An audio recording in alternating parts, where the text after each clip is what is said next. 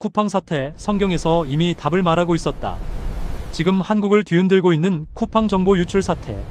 수천만 명의 개인정보가 어디로 흘러갔는지, 누가 무엇을 알고 있는지, 이 플랫폼을 다시 믿어도 되는지 모두가 불안해하고 있습니다. 그런데 혹시 알고 계십니까? 이 모든 상황과 똑같은 보안 실패 사건이 성경의 첫 장부터 등장합니다. 오늘 우리는 쿠팡 사태를 성경 속 사건과 연결해보면서 지금 우리가 뭘 깨달아야 하는지를 차분히 이야기해보려 합니다. 1부 에덴 동산 보안 실패 사건의 시작. 성경에서 가장 유명한 사건, 에덴 동산에서의 보안 실패입니다. 하나님은 분명히 말했습니다. 동산을 지키라. 즉, 에덴은 아담에게 맡겨진 관리 시스템이었습니다. 그런데 문제는 지킴의 부재, 자기 관리의 부재, 그리고 무엇보다 경계심의 붕괴였죠. 뱀이 접근했고 허점을 파고들었습니다. 정보, 즉 하나님의 명령을 왜곡했고 결국 시스템 전체가 붕괴되었습니다. 이 구조, 익숙하지 않나요? 오늘 우리가 겪는 정보 유출의 근본 원리와 똑같습니다. 지켜야 할 것을 지키지 못할 때 결국 공동체 전체가 흔들립니다. 에덴 사건은 단순한 종교적 이야기로 끝나지 않습니다. 그건 지금도 반복되는 인간의 패턴입니다. 생각해보세요. 쿠팡은 어떻게 이렇게 큰 정보 유출을 당했을까요? 기술이 부족해서일까요? 아닙니다. 경계가 무너졌기 때문입니다. 에덴 동산에서 아담과 하와가 그랬던 것처럼 우리도 편안함 속에서 경계심을 잃어버립니다. 매일 쿠팡을 쓰면서 너무나 익숙해진 그 시스템이 우리를 지켜줄 거라고 당연하게 생각했습니다. 하지만 동산을 지키라는 명령은 단순한 물리적 보안만을 말하는 게 아닙니다. 정신적 경계, 영적 분별력, 그리고 무엇보다 책임감을 말하는 겁니다. 쿠팡의 보안 담당자들도 분명 알고 있었을 겁니다. 개인정보를 지켜야 한다는 것을. 하지만 어딘가에서 그 경계가 느슨해졌고 허점이 생겼고 결국 수천만 명의 정보가 유출되는 참사가 벌어졌습니다. 이게 바로 에덴의 교훈입니다. 작은 허점 하나가 전체 시스템을 무너뜨립니다. 2부 바벨탑, 편리함이 만든 교만과 붕괴. 쿠팡은 우리에게 말도 안 되는 편리함을 줬습니다. 내일 도착, 몇 시간 내 배송, 심지어 새벽에도 오게 하는 압도적인 효율. 사람들은 이렇게 믿었습니다. 이 정도로 큰 회사, 이제는 안전하겠지. 하지만 성경은 거대한 시스템이 오히려 더 쉽게 무너질 수 있다고 말합니다. 바벨탑 역시 인류 최대 규모의 기술 프로젝트였죠. 문제는 기술 자체가 아니었습니다. 그걸 쌓아 올리던 사람들의 심리였습니다. 더 높아져야 한다. 더 편해야 한다. 더 완벽해야 한다.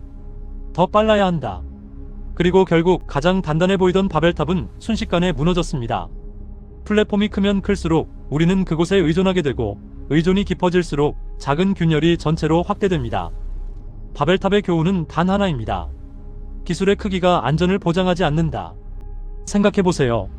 쿠팡이 처음 시작했을 때 우리는 반신반의했습니다. 정말 내일 올까? 정말 새벽 배송이 가능할까? 그런데 몇 년이 지나면서 쿠팡은 우리 삶의 일부가 되었습니다. 생필품은 물론이고 식료품, 심지어 가구까지 쿠팡으로 주문합니다. 우리는 언제부턴가 쿠팡 없는 삶을 상상할 수 없게 되었습니다. 이게 바로 바벨탑의 함정입니다. 거대한 시스템에 대한 맹목적 신뢰. 이 정도 규모면 안전하겠지. 이 정도 자본이면 문제없겠지. 이 정도 기술력이면 괜찮겠지.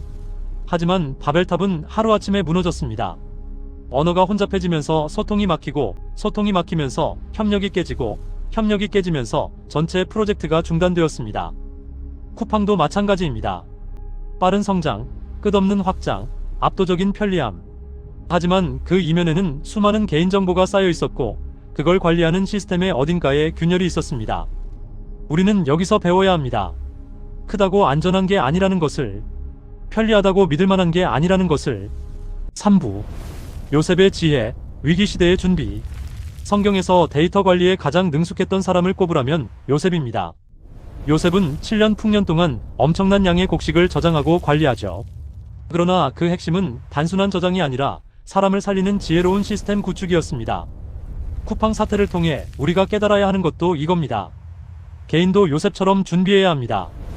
요셉의 지혜를 오늘로 가져오면 디지털 시대의 7가지 지혜가 됩니다.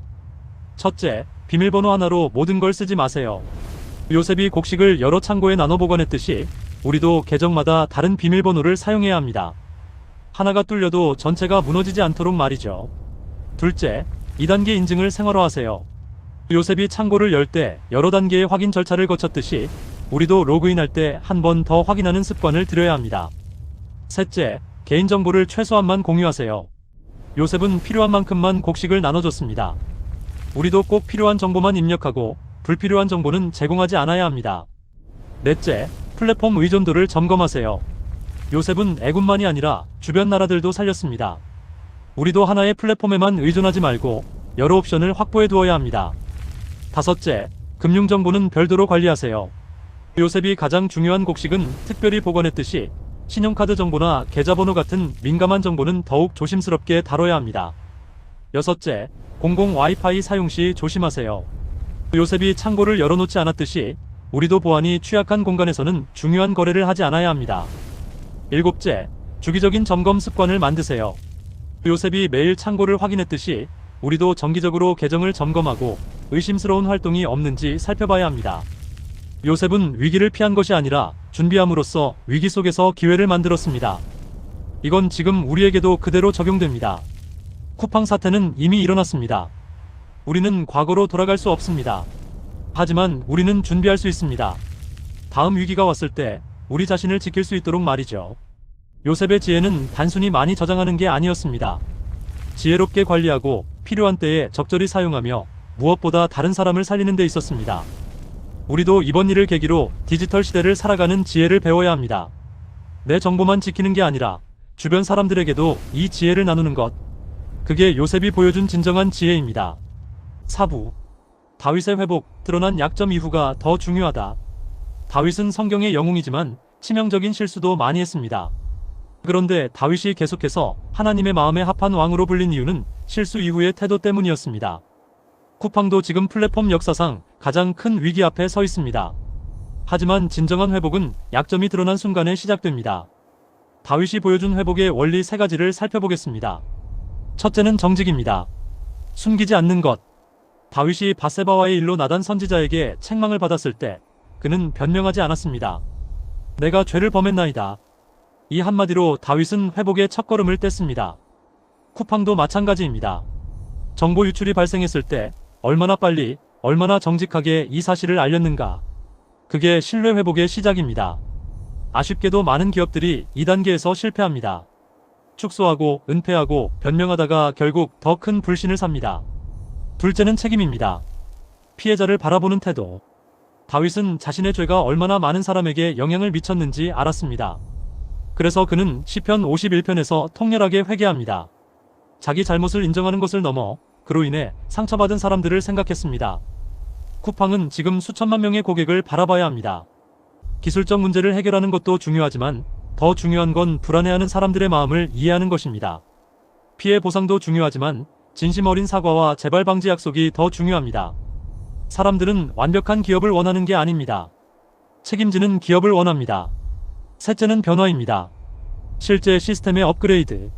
다윗은 회개한 후 달라졌습니다. 그는 더 이상 예전의 다윗이 아니었습니다. 더 겸손해졌고 더 신중해졌으며 더 하나님을 의지했습니다. 쿠팡도 이번 일을 계기로 근본적인 변화를 만들어야 합니다. 단순히 보안 시스템을 업데이트하는 수준이 아니라 기업 문화 자체를 바꿔야 합니다.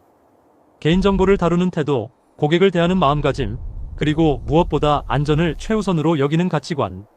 이런 것들이 바뀌지 않으면 같은 일이 또 반복됩니다. 기업도 사람과 같습니다.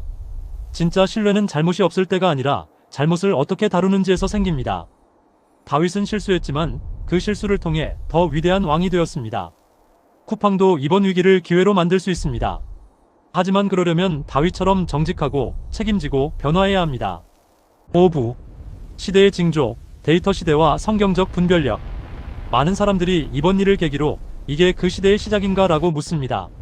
하지만 성경은 공포를 말하려는 것이 아니라 분별을 말합니다.